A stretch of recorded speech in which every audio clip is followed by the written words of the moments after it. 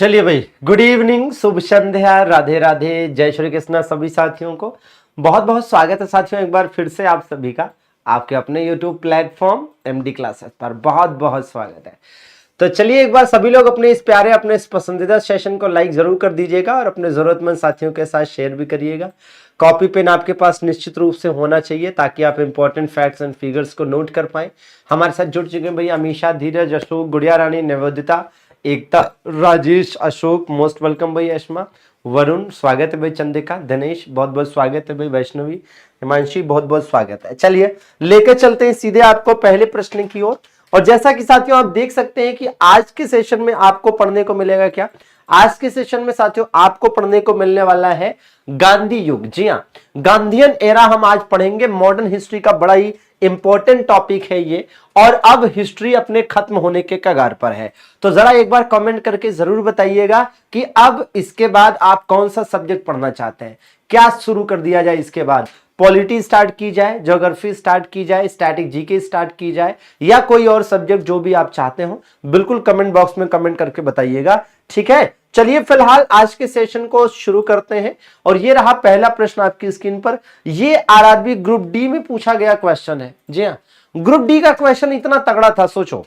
ठीक है, तो मतलब तगड़ा लेवल का क्वेश्चन भैया आता है। चलिए फटाफट बता दीजिए जरा। तो हाँ जी, तो बिल्कुल बढ़िया सा प्रश्न है। और क्वेश्चन क्या कह रहा है भाई? क्वेश्चन ये कह रहा है कि ये बताइए कि भारत के स्वतंत्रता संग्राम से संबंधित कौन सी घटना होने के वर्ष के साथ सुमेलित है। तो क्या 1928 में भारतीय राष्ट्रीय कांग्रेस ने पूर्ण स्वराज के लिए प्रस्ताव पारित किया था? नहीं। पूर्ण स्वराज के लिए प्रस्ताव कब पारित किया गया था पता है? पूर्ण स्वराज के लिए प्रस्ताव कब पारित किया गया था? तो भैया पूर्ण स्वराज के लिए प्रस्ताव पारित किया गया था कब? यह पारित किया गया था साथियों वर्ष 1929 में। ठीक है, कहां पर यह अधिवेशन हुआ था? लाहौर में हुआ था। कहां पर हुआ था? लाहौर में हुआ था। इसके अध्यक्ष कौन थे? पंडित जवाहरलाल नेहरू थे। ठीक है, हालांकि इस बात का विशेष रूप से आप ध्यान दीजिएगा कि 1929 का जो कांग्रेस अधिवेशन हुआ वहां पर, ठीक है, पूर्ण स्वराज का प्रस्ताव पारित हुआ तो, लेकिन पूर्ण स्वराज का नारा किसने दिया था? कोई कमेंट करे तो। पूर्ण स्वराज का नारा किसने दिया भैया? पूर्ण स्वराज का नारा किसने दिया था? हाँ जी, सभी के कमेंट आने चाहिए कि पूर्ण स्वराज का नारा किसने दिया था। आगे कह रहा है कि भीमराव अंबेडकर ने दलित वर्गों के लिए डिप्रेस्ड क्लास एसोसिएशन, ठीक है ना, मतलब इसको आप और क्या कहते हैं? इसको आप कहते हैं अखिल भारतीय दलित वर्ग संघ। क्या कहते हैं? अखिल भारतीय दलित वर्ग संघ कहते हैं। ठीक है ना, दलित वर्ग संघ भी आप इसे कहते हैं। तो इसकी स्थापना कब हुई थी याद करिए जरा। तो इसकी स्थापना साथियों वर्ष 1930 में की गई थी। ठीक है, आगे कह रहा है 1918 में जनरल डायर ने जलियांवाला बाग हत्याकांड कराया। तो ये भैया एग्जैक्टली हुआ था कब? 13 अप्रैल के दिन साथियों हुआ था। कब हुआ था? 13 अप्रैल के दिन हुआ था। राइट आंसर इसका क्या है? राइट आंसर साथियों इसका डी है कि चौरी चौरा कांड के प्रत्यक्ष परिणाम के रूप में महात्मा गांधी ने राष्ट्रीय स्तर पर असहयोग आंदोलन को रोका था। ठीक है, अब इसमें दो बातों का ध्यान रखना है कि चौरी चौरा वाली घटना कब हुई थी, चौरी चौरा वाली घटना कब हुई थी, चौरी चौरा कांड कब हुआ था, और दूसरा असहयोग आंदोलन को स्थगित कब किया गया था। इन दोनों की डेट अलग अलग है, इस बात का ध्यान दीजिएगा। असहयोग, है ना, असहयोग आंदोलन स्थगित कब किया गया था, तो इन दोनों की डेट अलग अलग है। ठीक है, तो क्या डेट है जरा कमेंट करके बता दीजिए। तो ठीक है, तो आप देखेंगे कि भाई ये चौरी चौरा वाली घटना जो है ये कहीं 4 फरवरी लिखा रहता है, कहीं 5 फरवरी, ज्यादातर जगहों पर 5 फरवरी लिखा रहता है। ठीक है, और इस घटना के एक हफ्ते बाद 12 फरवरी 1922 को असहयोग आंदोलन स्थगित किया गया था। तो इस बात का ध्यान दीजिएगा कि असहयोग आंदोलन चौरी चौरा घटना के एक हफ्ते बाद, कब भैया? एक हफ्ते बाद स्थगित किया गया था। ठीक है, तो सुमेलित है पूछा है, तो डी इसका राइट आंसर होगा। ठीक बात है ना, बहुत अच्छे भाई हिमांशु, वेरी गुड। तो पूर्ण स्वराज का नारा किसने दिया था भैया? हसरत मोहानी ने दिया था। किसने दिया था? हसरत मोहानी के द्वारा यह नारा दिया गया था। ठीक है, और कब दिया गया था यह नारा? 1921 में साथियों यह नारा दिया गया था। कब दिया गया था? 1921 में यह नारा दिया गया था। ठीक है ना, बहुत अच्छे प्रश्न। चलो भाई ये बताओ तो। ठीक है, तो वही क्वेश्चन एक है। ठीक है, तो राइट आंसर, ठीक है, आपको पता है। ये बताइए, भारत के कुछ शैक्षणिक संस्थान महात्मा गांधी के अंग्रेजों के साथ असहयोग के आह्वान की प्रतिक्रिया स्वरूप स्थापित किए गए थे। ठीक है, अब मतलब ये हुआ कि याद करिए असहयोग आंदोलन। भाई असहयोग आंदोलन की अगर हम बात करें तो यह गांधी जी का पहला अखिल भारतीय आंदोलन था। यह गांधी जी का पहला अखिल भारतीय आंदोलन था। असहयोग आंदोलन के दौरान यह था कि अंग्रेजों के साथ सहयोग नहीं करना है, यही तो था कि अंग्रेजों के साथ सहयोग नहीं करना है। तो इस दौरान आप देखेंगे कि भैया गुजरात में गुजरात विद्यापीठ की स्थापना हुई, बनारस में साथियों काशी विद्यापीठ की स्थापना हुई, ठीक है, और जामिया मिलिया इस्लामिया की स्थापना दिल्ली में हुई, ठीक है ना। तो भैया आप देखेंगे असहयोग आंदोलन के दौरान ये तीनों ही संस्थान स्थापित किए गए असहयोग आंदोलन के दौरान, ठीक है। मतलब यही था ना कि अंग्रेजों के साथ सहयोग नहीं करना है, तो जाहिर सी बात है कि भैया विदेशी वस्तुओं का बहिष्कार करना है, विदेशी लोगों का बहिष्कार करना है, तो हमारे पास कहीं ना कहीं स्वदेशी रूप से इस्तेमाल के लिए चीजें होनी चाहिए। तो उसी क्रम में ये विद्यालय भी, विश्वविद्यालय भी स्थापित किए गए। असहयोग और खिलाफत आंदोलन कब शुरू किया गया था? तो असहयोग और खिलाफत आंदोलन 1920 में शुरू किए गए थे, ठीक है। खिलाफत आंदोलन को सपोर्ट करने के लिए असहयोग आंदोलन को स्टार्ट किया गया था, ठीक है ना। हाँ जी, ये देखिए कह रहा है कांग्रेस ने दिसंबर 1922 में अपने कहां पर हुए अधिवेशन के दौरान असहयोग आंदोलन को स्वीकार किया था। तो जहां तक असहयोग आंदोलन को स्वीकार करने का सवाल है, ठीक है, तो आप देखेंगे 1920 में 2 अधिवेशन हुए, एक नागपुर में हुआ था और एक कलकत्ता में हुआ था। एक नागपुर में हुआ था और एक कहां पर हुआ था? कलकत्ता में हुआ था। जो नागपुर वाला अधिवेशन था इसके अध्यक्ष थे वीर राघवाचारी। कौन अध्यक्ष थे भैया? वीर राघवाचारी अध्यक्ष थे साथियों। और 1920 में जो कलकत्ता में अधिवेशन हुआ इसके अध्यक्ष कौन थे? लाला लाजपत राय थे। कौन थे? लाला लाजपत राय थे। और यह दोनों अधिवेशन 1920 में हुआ और इन दोनों ही अधिवेशन में असहयोग आंदोलन का प्रस्ताव पास किया गया था। इन दोनों अधिवेशनों में असहयोग आंदोलन का प्रस्ताव पास किया गया। ये वही नागपुर है साथियों जहां पर आरएसएस का हेड ऑफिस है। ये वही नागपुर है जहां पर नीरी का भी हेड ऑफिस है। किसका साथियों? नीरी का। वही नीरी जो वर्ष 1958 में स्थापित हुआ। आरएसएस वर्ष 1925 में स्थापित हुआ, है ना। और नागपुर को क्या कहा जाता है? ऑरेंज सिटी कहा जाता है, संतरों का शहर कहा जाता है। क्या कहा जाता है? ऑरेंज सिटी कहा जाता है, संतरों का शहर कहा जाता है, ठीक है ना। हाँ बिल्कुल बिल्कुल। ये बताइए जरा भाई तौफीक, असहयोग आंदोलन के दौरान चौरी चौरा की घटना उत्तर प्रदेश के किस जिले में हुई थी?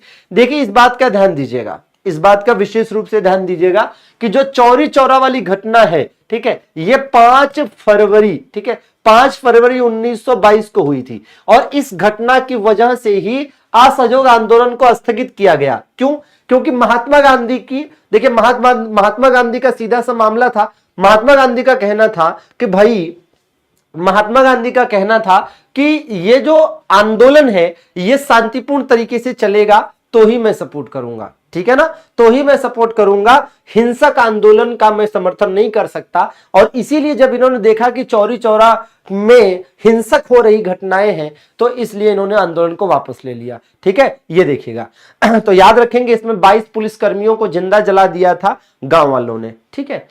चौरी चौरा कांड किस वर्ष में हुआ था भैया? चौरी चौरा कांड साथियों किस वर्ष हुआ था? तो 1922 में हुआ था, 5 फरवरी को। देखिए ऐसे याद करिएगा, आपको ऐसे याद करना है कि असहयोग आंदोलन चौरी चौरा घटना की वजह से स्थगित किया गया।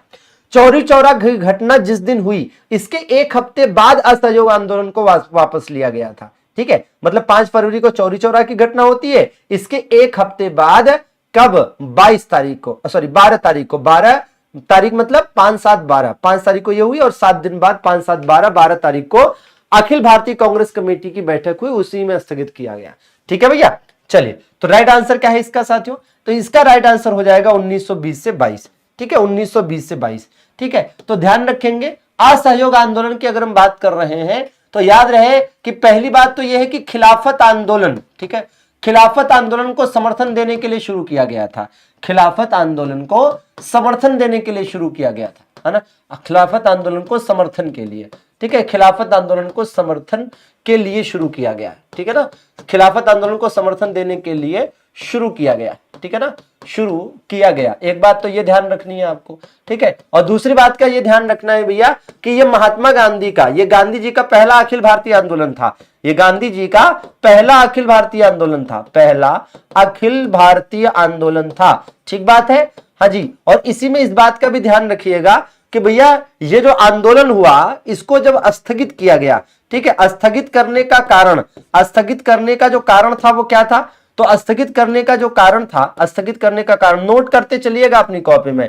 स्थगित करने का कारण क्या था और स्थगित करने की डेट क्या थी और जगह क्या थी, ठीक है ना। तो स्थगित करने का कारण था चौरी चौरा की घटना, लेकिन जिस दिन चौरी चौरा की घटना हुई, चौरी चौरा की घटना जिस दिन हुई उस दिन इसे स्थगित नहीं किया गया, बल्कि इसे स्थगित किया गया 12 फरवरी को 1922 को, ठीक है। कहां पर स्थगित किया गया था? दरअसल में गुजरात के बारदौली में, ठीक है, गुजरात के बारदौली में एक बैठक हुई थी, किसकी? अखिल भारतीय कांग्रेस कमेटी।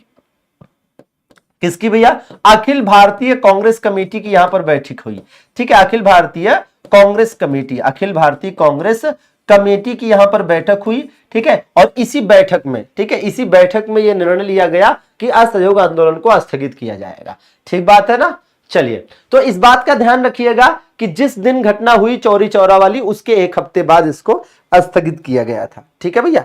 चलिए, और फिर इससे नाराज हुए भाई, महात्मा गांधी के इस फैसले से बहुत सारे लोग नाराज हुए। चित्तरंजन दास तो इतना नाराज हुए कि उन्होंने एक अलग पार्टी बना दी, स्वराज पार्टी, ठीक है ना। और याद होगा कि इससे नाराज होकर पंडित जवाहरलाल नेहरू ने भी कहा था कि किसी एक जगह के अपराध के लिए पूरे देश को दंड देना कहां का इंसाफ है, ठीक है। चलिए बताइए भाई,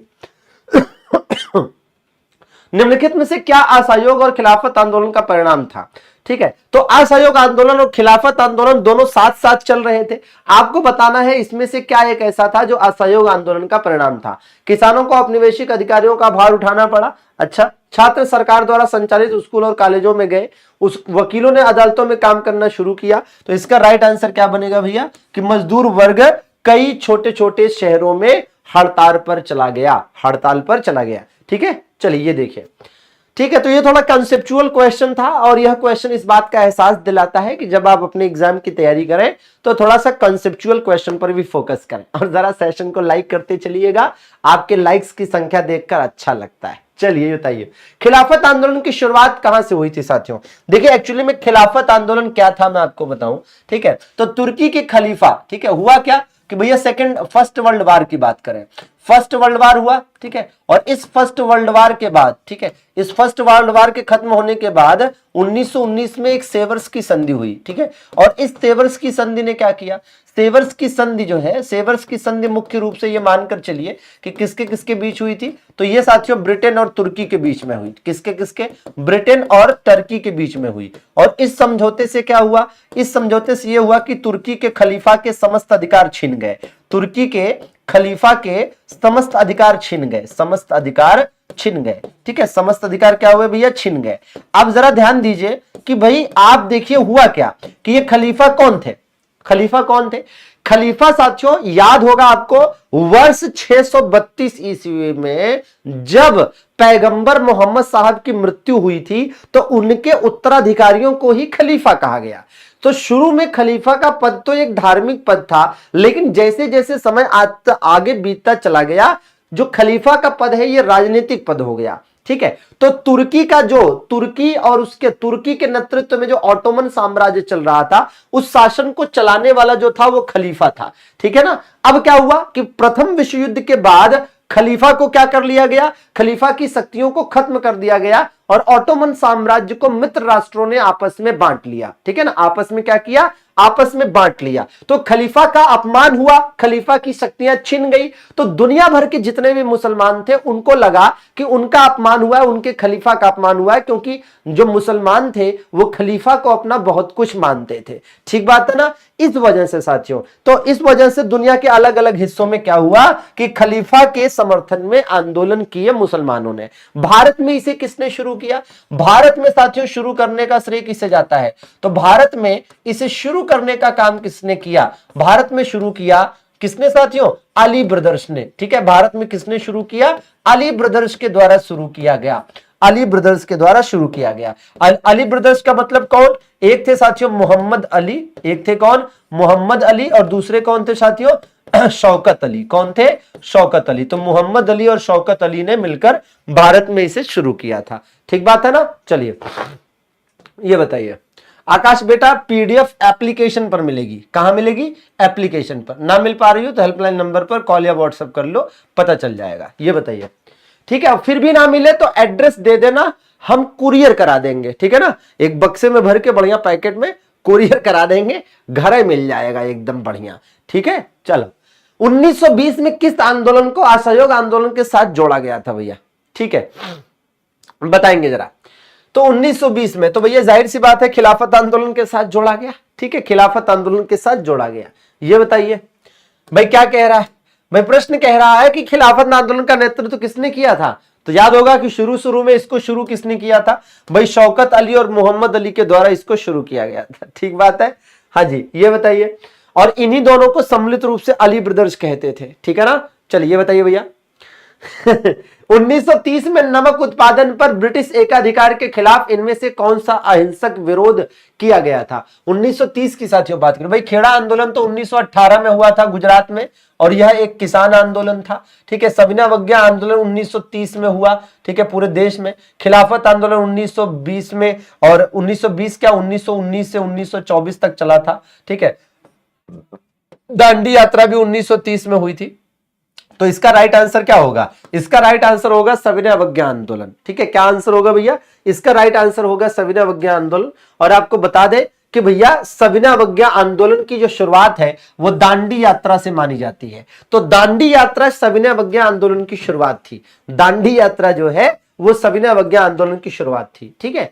गांधीवादी योजना 1944 में, ठीक है, 1944 में गांधीवादी योजना किसके द्वारा पेश की गई थी, याद करिए 1944-45 में एक और योजना भी आई थी, ठीक है। 1944-45 में ही एक बॉम्बे प्लान आया था, अगर आपको याद हो, ठीक है। और बॉम्बे प्लान की अगर हम बात करते हैं तो बॉम्बे प्लान किसके द्वारा लाया गया था, बॉम्बे प्लान किसके द्वारा लाया गया था, तो बॉम्बे प्लान की बात करते हैं, ठीक है ना, हाँ ठीक है। बॉम्बे प्लान की अगर हम बात करें तो ये साथियों टाटा बिरला, ठीक है, टाटा बिरला और कई सारे लोग थे, ठीक है, टाटा बिरला व अन्य, टाटा बिरला व अन्य के द्वारा इसको, ठीक है, टाटा बिरला व अन्य के द्वारा इसे पेश किया गया था। और ये क्या था भैया, बॉम्बे प्लान। तो बॉम्बे प्लान में यही था, ठीक है, कि कैसे जो है आजादी के बाद चीजों को लेकर चला जाएगा व्यापार के क्षेत्र में। फिलहाल इस प्रश्न का राइट आंसर क्या है, श्री राम नारायण अग्रवाल, श्री राम नारायण अग्रवाल। बहुत बढ़िया भाई अंजलि, एकदम सही बताया है। आइए जरा इस प्रश्न का आंसर दीजिएगा। भाई कह रहा महात्मा गांधी ने 1919 में इनमें से किस अधिनियम के खिलाफ राष्ट्रव्यापी सत्याग्रह शुरू करने का निर्णय लिया था, ठीक है। तो भैया इसमें से किसके खिलाफ, जाहिर सी बात है 1919 की बात हो रही है तो रोलैट एक्ट ही था, 1919 में तो रोलैट एक्ट ही था, ठीक है। चलिए आगे देख लिया जाए भैया। भाई निम्नलिखित में से किसने 1920 में अहमदाबाद टेक्सटाइल लेबर एसोसिएशन की स्थापना की, जो कि भारत का सबसे पुराना कपड़ा श्रमिकों का संघ है, ठीक है। बताने का प्रयास करेंगे साथियों। महिला श्रमिक आंदोलन का अग्रदूत माना जाता है इन्हें, महिला श्रमिक आंदोलन का अग्रदूत, महिला श्रमिक आंदोलन का, महिला इसको नोट कर लीजिएगा, महिला श्रमिक आंदोलन का अग्रदूत इन्हें माना जाता है, महिला श्रमिक आंदोलन का अग्रदूत साथियों इन्हें माना जाता है, ठीक है, महिला श्रमिक आंदोलन का अग्रदूत, ठीक है। किसको, अनुसुईया साराभाई को, ठीक है, अनुसुईया साराभाई को इन्हीं के द्वारा साथियों किया गया था, ठीक बात है। चलिए ये देखिए भाई, नस्ली भेदभाव के खिलाफ लड़ने के लिए नटाल इंडियन कांग्रेस की स्थापना कब हुई थी। नटाल इंडियन कांग्रेस क्या है पता है, नटाल इंडियन कांग्रेस जो है ये गांधी जी के द्वारा स्थापित पहली संस्था थी, गांधी जी के द्वारा स्थापित पहली संस्था थी साथियों। और कहां पर स्थापित हुई थी, कब स्थापित हुई थी, तो याद होगा कि देखिए क्या है कि 1869 में गांधी जी का जन्म हुआ, 1869 में गांधी जी का जन्म हुआ। 1889 में इन्होंने बैरिस्टर की पढ़ाई की, किसकी भैया, बैरिस्टर की पढ़ाई की, ठीक है ना। 1893 में साथियों ये साउथ अफ्रीका गए, कहां गए, साउथ अफ्रीका गए, सुनते जाइएगा, साउथ अफ्रीका गए। 1893 में ही, 1893 में ही इनके साथ दक्षिण अफ्रीका में मैरिसबर्ग कांड हुआ। मैरिसबर्ग कांड क्या था, मैरिसबर्ग कांड ये था कि डरबन से प्रिटोरिया की यात्रा के दौरान प्रथम श्रेणी की रेल कोच से इन्हें उठाकर बाहर कर दिया गया, ठीक है भैया। 1894 में इन्होंने नस्ली भेदभाव के खिलाफ वहीं साउथ अफ्रीका में नटाल इंडियन कांग्रेस की स्थापना करी और भारतीयों के हक के लिए लड़ने लगे, ठीक है, भारतीयों के हक के लिए लड़ने लगे, ठीक है। फिर 1901 की बात करें, पहली है ना, पहला आईएनसी अधिवेशन जिसमें हिस्सा लिया, पहला आईएनसी अधिवेशन जिसमें हिस्सा लिया, जिसमें शामिल हुए, ठीक है, जिसमें शामिल हुए या जिसमें इन्होंने हिस्सा लिया, ठीक है ना, ये इंपॉर्टेंट है। इसके बाद भाई 1904, ठीक है, 1904 में क्या किया इन्होंने, फिनिक्स आश्रम की स्थापना करी, जो इनके जीवन का पहला आश्रम था। फिनिक्स आश्रम की स्थापना करी, जो इनके जीवन का पहला आश्रम था।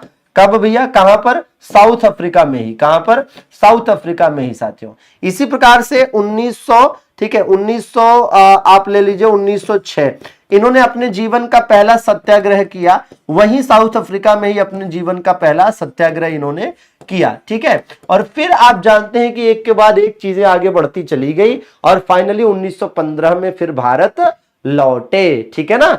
हाँ जी, तो ये सीक्वेंस आप याद कर सकते हैं, ठीक है। और ये इसलिए बता रहा हूं कि क्योंकि आप ये समझिए कि एक जगह पर चीजों को अगर लिखकर याद करेंगे तो याद होंगी कैसे नहीं, याद होंगी कैसे नहीं, ठीक है ना। चलिए आगे देख लिया जाए। ये बताइए, दक्षिण अफ्रीका से भारत लौटने के बाद गांधी जी ने 1916 में किस विश्वविद्यालय में पहली बार सार्वजनिक तौर पर संबोधित किया था, ठीक है, मतलब ये महात्मा गांधी का भारत में पहला भाषण था, ठीक है ना। चलिए भैया, बिल्कुल पहली पत्रिका भी वहीं से स्टार्ट करी थी, ठीक है, तो बिल्कुल आपको याद करने की जरूरत है। फिलहाल इसका राइट आंसर क्या हो जाएगा भाई, इसका राइट आंसर हो जाएगा बनारस हिंदू विश्वविद्यालय। क्या हो जाएगा भैया, बनारस हिंदू विश्वविद्यालय हो जाएगा। देखिए एक बात बताएं आपको, महात्मा गांधी स्पेशल, जरा ध्यान दीजिएगा कि अगर आप महात्मा गांधी के बारे में चीजों को समझना चाहते हैं, ठीक है, एक शॉर्ट नोट्स लिख लीजिए जो मैं आपको बताने जा रहा हूं, ठीक है, जो शॉर्ट नोट्स बताने जा रहा हूं इसको लिखिएगा। क्या भैया, जैसे अगर आपसे कहा जाए कि भाई महात्मा गांधी के द्वारा लिखी गई पहली बुक, ठीक है, कौन सी थी भैया, महात्मा गांधी के द्वारा संपादित पहली पत्रिका कौन सी थी बताइए, ठीक है, महात्मा गांधी के द्वारा, ठीक है, जो पहला आश्रम स्थापित किया गया था कौन सा था भाई बताइए, ठीक है, महात्मा गांधी जी के द्वारा जो पहला, ठीक है, सत्याग्रह किया गया, ठीक है, पहला सत्याग्रह किया गया कौन सा था बताइए, भारत की बात है, ठीक है। महात्मा गांधी के द्वारा पहला किसान आंदोलन कौन सा किया गया, चलिए फटाफट ये बता दीजिए कि गांधी जी का पहला किसान आंदोलन कौन सा था, पहला किसान आंदोलन। और इसी प्रकार से बताइए कि गांधी जी के द्वारा, ठीक है, जो पहला, ठीक है, पहला अखिल भारतीय आंदोलन शुरू किया गया, यह कौन सा था, पहला अखिल भारतीय आंदोलन, ठीक है, पहला अखिल भारतीय आंदोलन भी बताइए भाई, ठीक है। गांधी जी की पहली भूख हड़ताल बताइए, गांधी जी की पहली भूख हड़ताल भैया कब हुई थी, गांधी जी ने पहली भूख हड़ताल कब की थी, ठीक है। और इसी प्रकार से गांधी जी के द्वारा, ठीक है, पहली, ठीक है, पहला जन भाषण कहां दिया गया, गांधी जी के द्वारा पहला जन भाषण कहां दिया गया, ठीक है, हाँ जी, गांधी जी के द्वारा पहला जन भाषण कहां दिया गया। ऐसी बहुत सारी चीजें हैं जो आपको पढ़ सकते हैं आप। फिलहाल इतने का आंसर जरूर लिखिए। तो पहली बुक कौन सी थी इनकी, हिंद स्वराज इनकी पहली किताब थी, हिंद स्वराज इनकी पहली किताब थी भैया।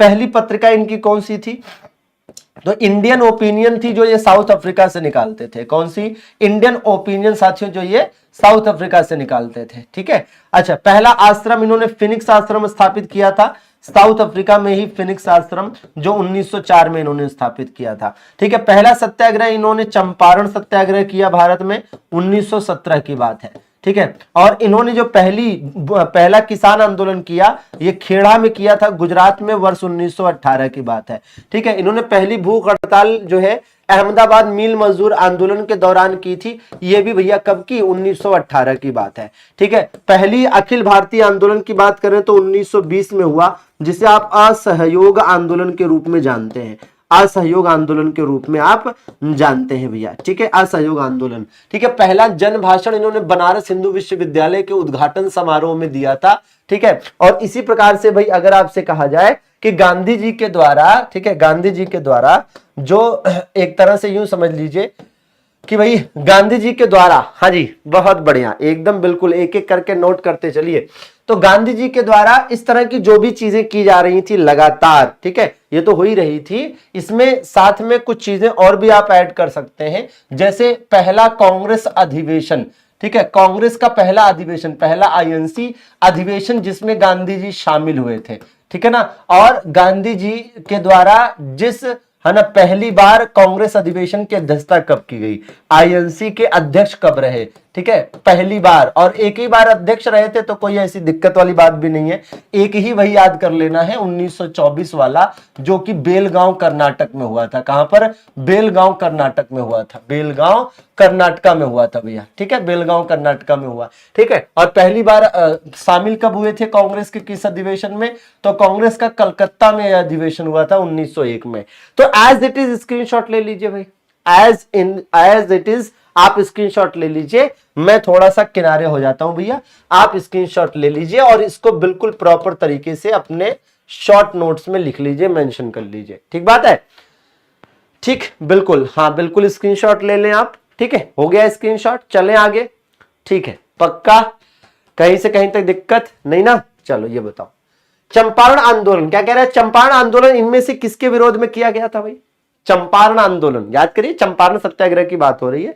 तो अगर हम चंपारण सत्याग्रह की बात करें तो ये पूरी बात आप ऐसे समझिए कि पहली बात कि भैया ये तिनकठिया प्रथा के विरोध में था। किसके भैया? ये तिनकठिया प्रथा के विरोध में था, तिनकठिया प्रथा के विरोध में, ठीक है, तिनकठिया प्रथा के विरोध में था, ठीक है। और तिनकठिया प्रथा क्या थी? तिनकठिया प्रथा ये थी, तिनकठिया प्रथा ये थी कि आप देखेंगे कि खेत के 3/20 हिस्से पर, खेत के 3/20 हिस्से पर, 3/20 हिस्से पर नील की खेती, 3/20 हिस्से पर नील की खेती, 3/20 हिस्से पर नील की खेती, ठीक है। तो ये करना अनिवार्य था, तो इस वजह से साथियों हुआ, ठीक है। और ये क्या था? ये भाई गांधी जी का पहला सत्याग्रह था, गांधी जी का पहला आंदोलन था, ठीक है, गांधी जी का ये पहला आंदोलन था। तो ये भी इंपॉर्टेंट है कि गांधी जी ने इस दौरान पहला आंदोलन किया। और ये ध्यान देंगे कि भैया ये जो आंदोलन हुआ था इसमें गांधी जी का सहयोग कौन कर रहे थे? तो गांधी जी के सहयोगी जो थे उसमें मुख्य थे डॉक्टर राजेंद्र प्रसाद। कौन भैया? डॉक्टर राजेंद्र प्रसाद इसमें मुख्य थे, ठीक है। इसमें जेबी कृपलानी भी थे, ठीक है, गांधी जी के सहयोगी के रूप में जेबी कृपलानी भी थे, ठीक है, और भी कई सारे लोग थे। इसमें गांधी जी की जान किसने बचाई थी? इस दौरान गांधी जी की जान किसने बचाई थी? तो भैया चलिए जरा फटाफट बताइएगा, गांधी जी की जान किसने बचाई थी? इसमें गांधी जी का विरोध किसने किया था? गांधी जी का विरोध किया था एनजी रंगा ने। किसने विरोध किया था भैया? एनजी रंगा। एनजी रंगा नाम का एक शख्स था जिसने इसमें गांधी जी का काफी विरोध किया था, ठीक है ना। और इसमें गांधी जी की जान किसने बचाई भैया? बत्तख मियां ने गांधी जी की जान बचाई थी। ये एक रसोइया थे, ठीक है, रसोइया थे, ठीक है। तो बत्तख मियां एक रसोइया थे, ठीक है। और इसकी सफलता पर इन्हें, ठीक है, महात्मा उपाधि दी गई थी। महात्मा उपाधि मिली इसकी सफलता पर, ठीक है। किसने दी थी महात्मा उपाधि? रविन्द्रनाथ टैगोर के द्वारा गांधी जी को महात्मा की उपाधि दी गई जब यह आंदोलन सफल रहा, ठीक है। अच्छा एक बात और, इस बात का ध्यान दीजिएगा कि गांधी जी को किसने इसके बारे में बताया था? तो लखनऊ में कांग्रेस का अधिवेशन हुआ और कांग्रेस का जो लखनऊ में अधिवेशन हुआ उसमें गांधी जी शामिल हुए 1916 में। और उसी में चंपारण के एक स्थानीय नेता थे राजकुमार शुक्ल, वो भी साथियों आए थे। तो उन्होंने ही गांधी जी को यहां के किसानों की स्थिति से अवगत कराया, ठीक है ना। चलिए, तो बिल्कुल आपको याद करने की जरूरत है साथियों, एज इट इज नोट कर लेंगे, स्क्रीनशॉट लेकर आप है ना शॉर्ट नोट्स अपनी कॉपी में बनाते चलेंगे, ठीक है ना। चलिए, इस क्लास की पीडीएफ आपको एप्लीकेशन पर मिल जाएगी, पुरानी क्लासेस की भी पीडीएफ एप्लीकेशन पर मिल जाएगी। आप एप्लीकेशन पर प्रॉपर जाइए, वहां सब मिलेगा, ठीक है, चिंता ना करें। ये बताइए भाई, इनमें से किस आंदोलन का नेतृत्व महात्मा गांधी ने नहीं किया था? भारत छोड़ो आंदोलन, बारदौली सत्याग्रह, खेड़ा सत्याग्रह, निष्क्रिय प्रतिरोध अभियान। तो भैया बारदौली सत्याग्रह का नेतृत्व किसने किया था? सरदार वल्लभ भाई पटेल ने किया था, सरदार वल्लभ भाई पटेल ने किया था, ठीक है। और बारदौली सत्याग्रह की सफलता पर ही बारदौली की महिलाओं की ओर से वल्लभ भाई पटेल को गांधी जी ने सरदार की उपाधि दी थी, ठीक बात है। चलिए, खेड़ा जिला के किसानों की सहायता के लिए गांधी जी ने हड़ताल कब की थी? ये भैया खेड़ा जिले में यह हड़ताल क्यों हुई थी? दरअसल में उस समय अकाल पड़ा था, ठीक है, गुजरात में अकाल पड़ा। अकाल के बावजूद अंग्रेजी सरकार ने लगान, है ना, माफ करने से इनकार कर दिया, जिसकी वजह से यह भयंकर विरोध हुआ, ठीक है। निम्नलिखित में से कौन सा आश्रम महात्मा गांधी द्वारा स्थापित नहीं किया गया था? अब जरा ध्यान दीजिएगा भैया, जैसे ये सेवाग्राम आश्रम आप देख रहे हैं, तो सेवाग्राम आश्रम साथियों वर्धा में था। कहां पर? वर्धा महाराष्ट्र में था साथियों। और इसकी स्थापना कब हुई थी पता है? वर्ष 1936 में इसकी स्थापना हुई थी। ठीक है ना। टॉल्स्टॉय फर्म की अगर हम बात करें तो ये साथियों साउथ अफ्रीका में इसको स्थापित किया गया था। साउथ अफ्रीका में जोहान्सबर्ग में। कहां पर? साउथ अफ्रीका के जोहान्सबर्ग में। और जोहान्सबर्ग में स्थापित इसकी स्थापना 1910 में की गई थी। ठीक है। पवनार आश्रम साथियों ये विनोबा भावे के द्वारा स्थापित किया गया था। ये किसके द्वारा? पवनार आश्रम साथियों महाराष्ट्र में था। और इसकी स्थापना किसके द्वारा की गई थी? तो इसकी स्थापना साथियों विनोबा भावे के द्वारा की गई थी। किसके द्वारा? विनोबा भावे के द्वारा की गई थी। और याद रहे कि पवनार आश्रम की अगर आप बात करिएगा, ठीक है, तो यहीं से एक आंदोलन शुरू हुआ था, अगर आपको याद हो। ठीक है। यहीं से ठीक है, यहीं से कौन सा भाई? व्यक्तिगत सत्याग्रह शुरू हुआ था। यहीं से व्यक्तिगत सत्याग्रह। अब जरा याद करिए कि व्यक्तिगत सत्याग्रह जो शुरू हुआ था, ठीक है, व्यक्तिगत सत्याग्रह जो 1944 में हुआ था, याद है आपको कि व्यक्तिगत सत्याग्रह, भाई विनोबा भावे ही पहले सत्याग्रही थे ना। व्यक्तिगत सत्याग्रह जो हुआ था उसके पहले सत्याग्रही विनोबा भावे क्यों थे? क्योंकि वो आंदोलन शुरू ही हुआ था उस पवनार आश्रम से जो विनोबा भावे ने स्थापित किया था। तो विनोबा भावे को पहला सत्याग्रही इसीलिए बनाया गया था ताकि लोकल सपोर्ट मिले। ठीक है ना। हाँ जी, तो ऐसे आपको दोनों याद रहेगा।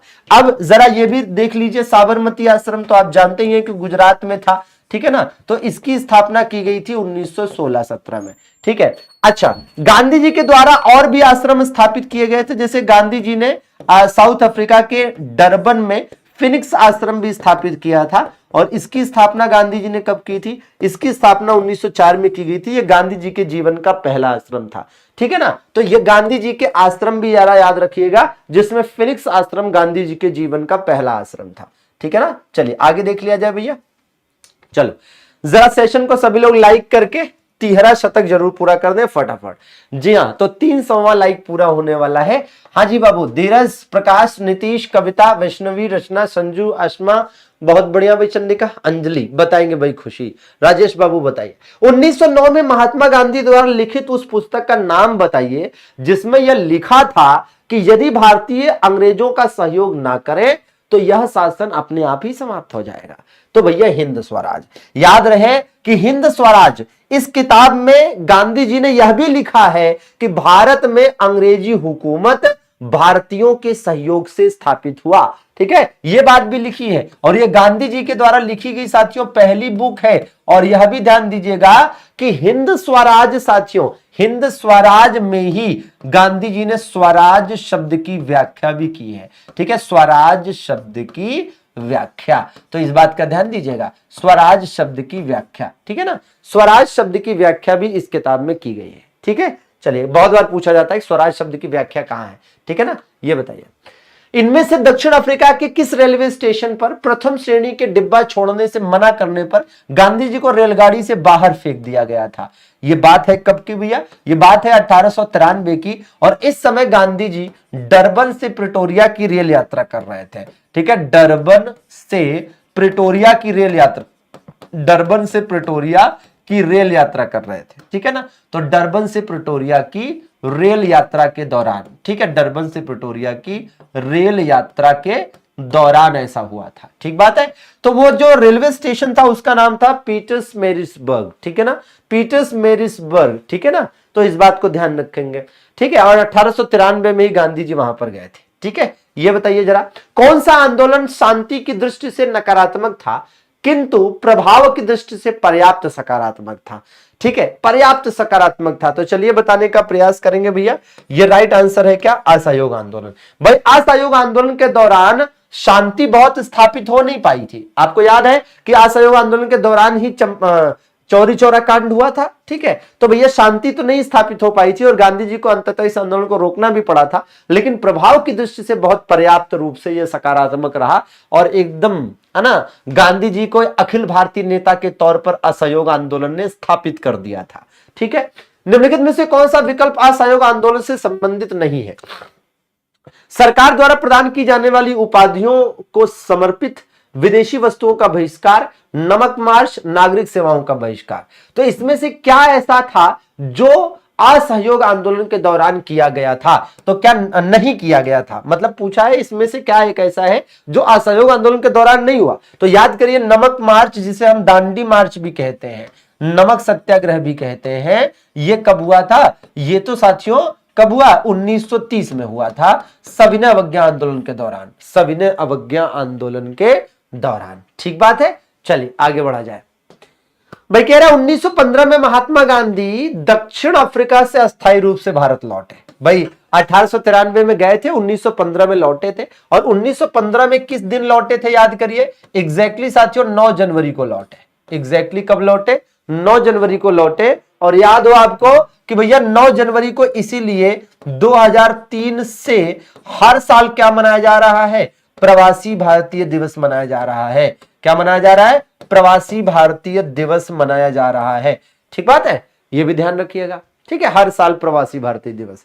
ये देखिए, निम्नलिखित में से किसने टिप्पणी की थी कि दक्षिण अफ्रीका ने महात्मा गांधी को बनाया? इसमें से किस इतिहासकार ने लिखा कि दक्षिण अफ्रीका ने, साउथ अफ्रीका ने महात्मा गांधी को बनाया? क्योंकि महात्मा गांधी ने अपने आंदोलन वगैरह की शुरुआत वहीं से तो की थी, साउथ अफ्रीका से। भाई पहली पत्रिका साउथ अफ्रीका में निकाली, ठीक है, पहला सत्याग्रह साउथ अफ्रीका में किया। ठीक है, तो बहुत सारी चीजें हैं। तो बिल्कुल ये थे चंद्रन देवन, है ना, देवनेशन। ठीक है, ये इतिहासकार थे, इन्हीं के द्वारा ठीक है कहा गया। महात्मा गांधी ने राजनीति में किसको अपना गुरु माना था? तो महात्मा गांधी के गुरु कौन थे? तो भैया देखो, गोपाल कृष्ण गोखले जो हैं ये गांधी जी के भी गुरु थे। गजब की बात है ना कि गांधी जी के भी गुरु थे और मोहम्मद अली जिन्ना के भी राजनीतिक गुरु थे। मोहम्मद अली जिन्ना के भी राजनीतिक गुरु थे। तो बिल्कुल याद रखना है कि गांधी जी के भी गुरु और जिन्ना के भी राजनीतिक गुरु। ठीक बात है, चलिए ये देखिए जरा। गांधी जी ने चंपारण नामक एक छोटे से गांव में सत्याग्रह आंदोलन शुरू किया था। चंपारण वर्तमान में कौन से भारतीय राज्य में है? तो सबको पता है कि चंपारण तो बिहार में है। चंपारण कहां पर है? बिहार में है। निम्नलिखित में से किस आंदोलन में गांधी जी ने पहली बार भूख हड़ताल की थी? तो गांधी जी के द्वारा पहली बार जो भूख हड़ताल की गई थी अहमदाबाद मिल मजदूर आंदोलन के दौरान की गई थी। और अहमदाबाद मिल मजदूर आंदोलन किस लिए था? प्लेग बोनस विवाद। ये क्या था भैया? ये दरअसल में साथियों ये प्लेग बोनस विवाद था। ठीक है, तो क्या था कि उस समय, ठीक है, उस समय हुआ ये कि प्लेग की बीमारी बहुत तेजी से फैली हुई थी। ठीक है ना, प्लेग की बीमारी जब बहुत तेजी से फैली तो अहमदाबाद की जो कॉटन टेक्सटाइल मिल है ना, इस मिल ने कर्मचारियों को प्लेग बोनस देना शुरू किया कि प्लेग की बीमारी बड़ी खतरनाक है, तो कर्मचारियों को बोनस दिया जाए ताकि वो प्लेग से अपनी रक्षा कर सके। ठीक है ना, हाँ जी। तो फिर क्या हुआ कि फिर 1918 आते आते, है ना भाई, कंपनी ने कहा कि अब बोनस नहीं देंगे। ठीक है, मतलब बोनस नहीं देने की बात हो रही थी कि अब प्लेग की बीमारी तो ठीक हो चुकी है। तो वही कर्मचारियों का कहना था कि प्लेग की बीमारी तो चली गई, लेकिन अभी इतनी महंगाई बढ़ चुकी है कि अगर आप बोनस बंद कर देंगे तो हमारा खर्चा कैसे चलेगा? ठीक है ना, हमारा खर्चा कैसे चलेगा? इसी वजह से यह आंदोलन हुआ। ठीक है ना, हाँ चलिए आगे देख लिया जाए भैया। ये बताइए, वही वर्ष 1920 एवं 1922 के बीच गांधी जी ने असहयोग आंदोलन की शुरुआत की। निम्नलिखित में से कौन सा विकल्प इस सकारात्मक कार्यक्रम का अंश नहीं था? ठीक है ना, चलिए भाई 1920 से 1922 के दौरान तो जाहिर सी बात है विदेशी वस्तुओं की खरीद, तो विदेशी वस्तुओं की खरीदी पर तो बिल्कुल भी फोकस नहीं था, विदेशी वस्तुओं के बहिष्कार पर ही फोकस था। ठीक है ना, चलिए ये बताएंगे। भारत में महात्मा गांधी का पहला सफल सत्याग्रह, तो ये तो आपको पहले ही पूरी लिस्ट दे चुके हैं कि चंपारण जो है गांधी जी का पहला आंदोलन था, पहला सत्याग्रह था। खेड़ा आंदोलन गांधी जी का पहला किसान आंदोलन था। ठीक है, अहमदाबाद मिल मजदूर आंदोलन पहली भूख हड़ताल थी। असहयोग आंदोलन गांधी जी का क्या था? पहला अखिल भारतीय आंदोलन था। गांधी जी के नेतृत्व में हुआ सबसे बड़ा आंदोलन जानते हैं कौन सा था? अगर हम कहें गांधी जी के नेतृत्व में हुआ सबसे बड़ा आंदोलन तो आंसर होगा भारत छोड़ो आंदोलन। और वैसे भी ब्रिटिश भारत का सबसे बड़ा आंदोलन भारत छोड़ो आंदोलन ही है। ठीक है ना, इस बात का भी ध्यान रखिएगा।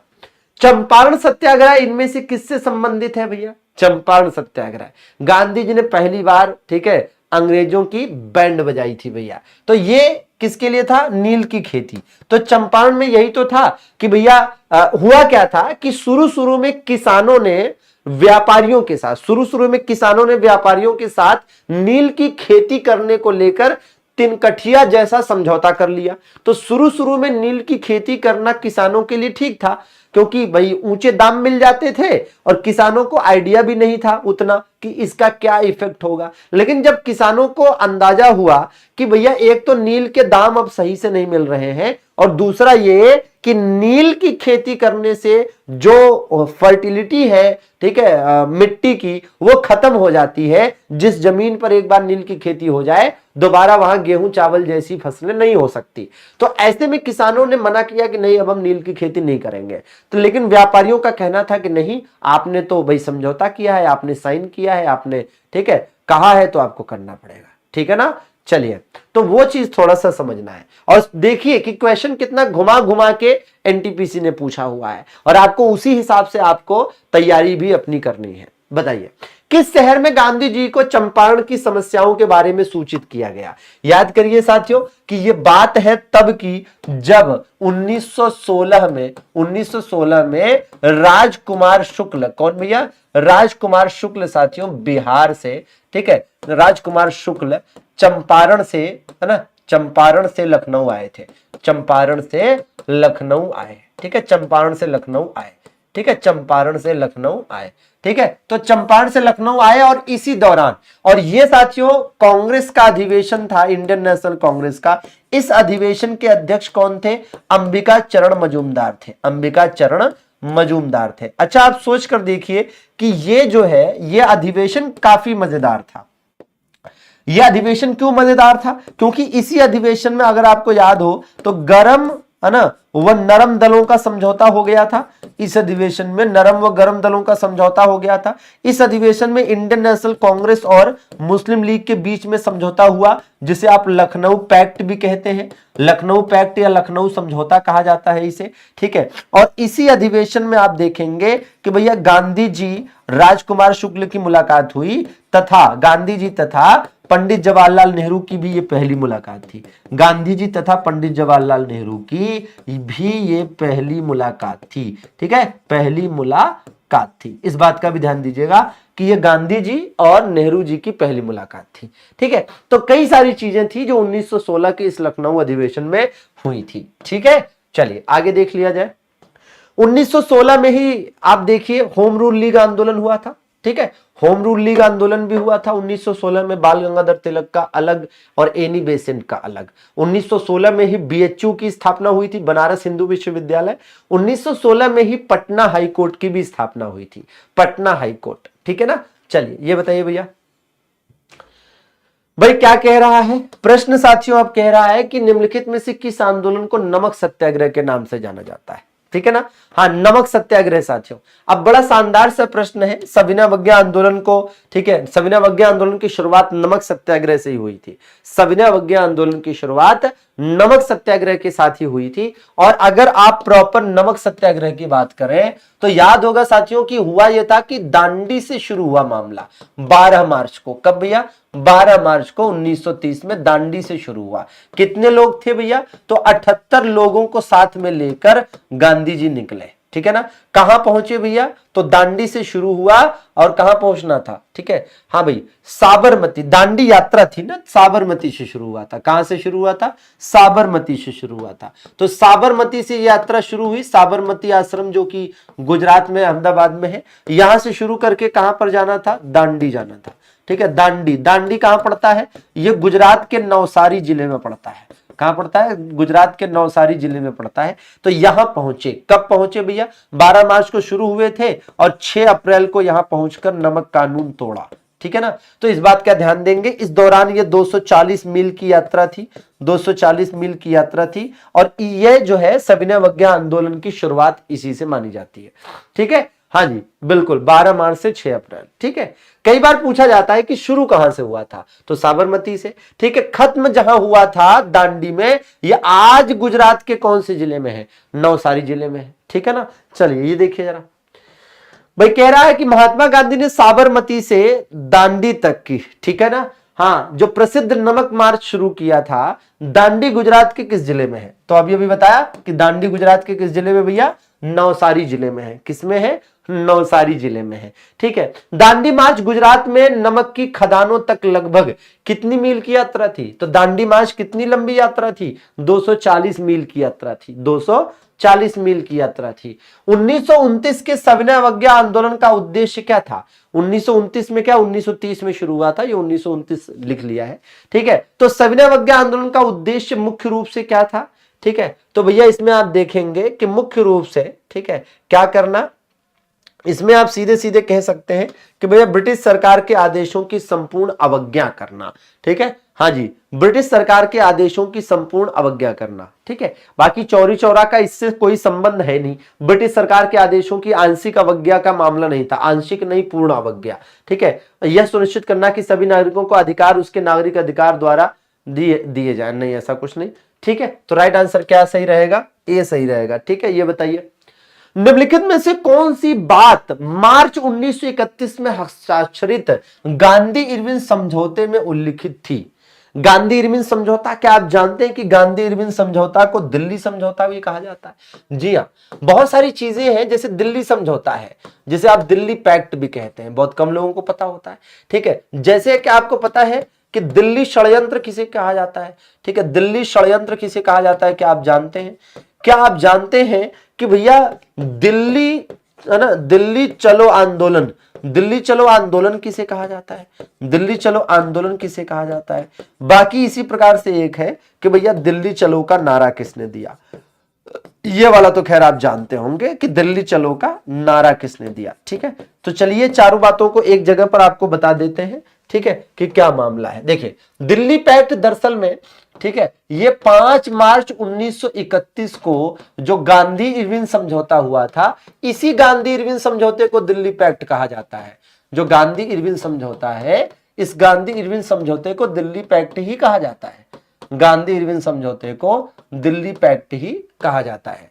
दिल्ली षड्यंत्र जो है, ठीक है, ये क्या है पता है? ये 1912 में हुआ था। याद करिए, आपने हार्डिंग बम कांड कभी न कभी पढ़ा होगा। क्या पढ़ा होगा? हार्डिंग बम कांड आपने कभी न कभी पढ़ा होगा। इसी को कहा जाता है दिल्ली षड्यंत्र। दिल्ली चलो आंदोलन जो है ये 1940 में हुआ था। याद करिए कि व्यक्तिगत सत्याग्रह आपने पढ़ा है, व्यक्तिगत सत्याग्रह को ही दिल्ली चलो आंदोलन कहा जाता है। व्यक्तिगत सत्याग्रह को ही दिल्ली चलो आंदोलन कहते हैं। और दिल्ली चलो का नारा किसने दिया था? तो ये नारा भैया सुभाष चंद्र बोस ने दिया था, नेताजी सुभाष चंद्र बोस। ठीक है, ये पॉइंट्स याद रहेंगे आपको पक्का। ठीक है, याद करने भी चाहिए। और राइट आंसर क्या हो जाएगा भाई? राइट आंसर क्या हो जाएगा? तो राइट आंसर हो जाएगा आपका कि भाई उल्लिखित थी। ठीक है, उल्लिखित थी पूछ रहा है ना, तो ये हो जाएगा आपका सविनय अवज्ञा आंदोलन वापस लिया जाएगा। ठीक है ना? हाँ, ठीक है, जैसे इसमें लिखा ना तटीय क्षेत्रों में नमक बनाने का काम रोक दिया जाएगा, नहीं, इसमें यह लिखा था, ठीक है ना? हाँ, ठीक है, इसमें क्या है? तटीय क्षेत्रों में नमक बनाने का काम रोक दिया जाएगा, ऐसा नहीं था। मतलब यह था कि कुछ नियमों के अधीन रहते हुए, कुछ नियमों के अधीन रहते हुए, है ना, भारतीय नमक बना सकते हैं, यह था। कैदियों की रिहा नहीं किया जाएगा, नहीं, इसमें यह था कि ऐसे कैदी जिनके ऊपर हिंसा के आरोप नहीं है उनको रिहा कर दिया जाएगा। ठीक है, आगे था कि सभी भारतीयों की अच्छी शिक्षा मिले, तो शिक्षा जैसी कोई बात ही नहीं थी, शिक्षा जैसी कोई बात नहीं थी। ठीक है, हाँ जी, 38 में क्या डाउट है? यह सुनिश्चित करना कि सभी नागरिकों को अधिकार उसके नागरिक अधिकार दिए जाएं। एक्चुअली में ये लाइन स्पष्ट नहीं है, ठीक है ना, ये लाइन स्पष्ट नहीं है, नहीं तो डी भी आंसर हो जाता, उसकी मीनिंग स्पष्ट नहीं हो रही है। चलिए आगे देख लिया जाए भैया। ठीक है, निम्नलिखित में से किस कार्यक्रम से पहले गांधी इरविन समझौते पर हस्ताक्षर हुए थे? याद करिए। ठीक है, गांधी इरविन समझौते पर जहां तक, ठीक है ना, गांधी इरविन समझौते पर जहां तक हस्ताक्षर की बात है, तो इसी गांधी इरविन समझौते, देखिए 1931 की 2-3 घटनाएं हैं जो आपको कॉन्सेप्ट से याद करनी पड़ेंगी और एग्जाम में क्वेश्चन भी आता है। ठीक है, क्या कॉन्सेप्ट? कि भाई पहले तो गांधी इरविन समझौता हुआ, ठीक है, पहले तो गांधी इरविन समझौता हुआ, और इस गांधी इरविन समझौते में आपको याद होगा कि यह तय हुआ कि जिनके ऊपर हिंसा के आरोप हैं उनको छोड़कर बाकी सबको रिहा कर देंगे। ठीक है, तो इसी गांधी इरविन समझौते के बाद हम देखेंगे कि भगत सिंह, राजगुरु और सुखदेव को फांसी हो गई। ठीक है ना, और पूरे देश में गांधी जी का विरोध हुआ कि आप बचा नहीं पाए। ठीक है। हाँ, भगत सिंह, राजगुरु और सुखदेव को फांसी हो गई, ठीक है। हाँ, कि इसमें फांसी हो गई कि भैया आप बचा नहीं पाए। और इसी महीने में साथियों फिर इंडियन नेशनल कांग्रेस का अधिवेशन हो गया। कहां पर? कराची में, ठीक है। इंडियन नेशनल कांग्रेस का कराची में अधिवेशन हो गया, जिसके अध्यक्ष सरदार वल्लभ भाई पटेल थे।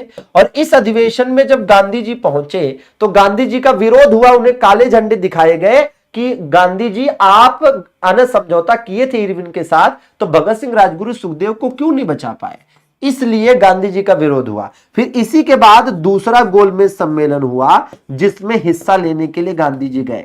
दूसरा गोलमेज सम्मेलन हुआ जिसमें हिस्सा लेने के लिए गांधी जी गए, ठीक है ना। और ये लंदन में हुआ था, ठीक है। तो ये चारों क्या है, अब डेट से तो नहीं याद हो जाता हो पाता कई लोगों को, लेकिन फिर भी डेट याद करनी चाहिए। ये 5 मार्च 1931 का था, ठीक है। और ये 23 मार्च 1931 की बात है, 23 मार्च 1931 की बात है। और ये 31 मार्च 1931 की बात है, ठीक है। और ये शायद सितंबर 1931 की बात है। तो इस प्रकार से आप देखेंगे कि भैया 1931 में ये 4 घटनाएं हैं, जिनके सीक्वेंस को अरेंज करने के लिए भी कई बार पेपर में क्वेश्चन आया हुआ है, ठीक है ना। हाँ जी, कई बार पेपर में क्वेश्चन आया हुआ है। तो दूसरे गोलमेज सम्मेलन के जस्ट पहले की ये घटना है, ठीक बात है, पक्का याद रहेगा। हाँ जी, तो चलिए इस प्रकार से साथियों यहां पर आपका सेशन समाप्त करेंगे। बढ़िया जबरदस्त धमाकेदार तरीके से आपको मजा आया होगा। और हाँ, कमेंट करके जरूर बता दीजिएगा कि आगे आप कौन सा सब्जेक्ट पढ़ना चाहते हैं, ठीक है भैया। हाँ, और एक बार बिल्कुल सभी लोग सेशन को लाइक करके लाइक का 4वां है ना, 4था शतक जरूर पूरा करेंगे। 400 लाइक पूरा होने में मात्र 3 लाइक बाकी हैं, मात्र 3, ठीक है। विश्वास बैच पर विश्वास जबरदस्त बना हुआ है। और फिर से बता दूं कि पीडीएफ जिनको प्राप्त करने में दिक्कत आ रही है कैसे प्राप्त कर सकते हैं, एप्लीकेशन डाउनलोड कर लीजिए एमडी क्लासेस ऑफिशियल। कौन सा? MD classes official app download कर लीजिए प्ले स्टोर से। फिर अपना नाम नंबर डालकर रजिस्टर कर लीजिए। फिर आप एप्लीकेशन ओपन करेंगे तो यहां कोने में आप देखेंगे क्लास नोट्स पीडीएफ का एक ऑप्शन दिखेगा। यहां नया पुराना सारा, ठीक है, आपको पीडीएफ मिल जाएगा, ठीक है भैया। चलिए इजाजत दीजिए, कमेंट करके जरूर बताइएगा। बहुत बहुत शुक्रिया आप सभी का जुड़ने के लिए। अगली क्लास मुकेश सर की रीजनिंग की है, जरूर जुड़े और शानदार तैयारी से अपनी है ना सफलता की दिशा में एक कदम बढ़ाएं। धन्यवाद, thank you very much, good night, शुभ रात्रि।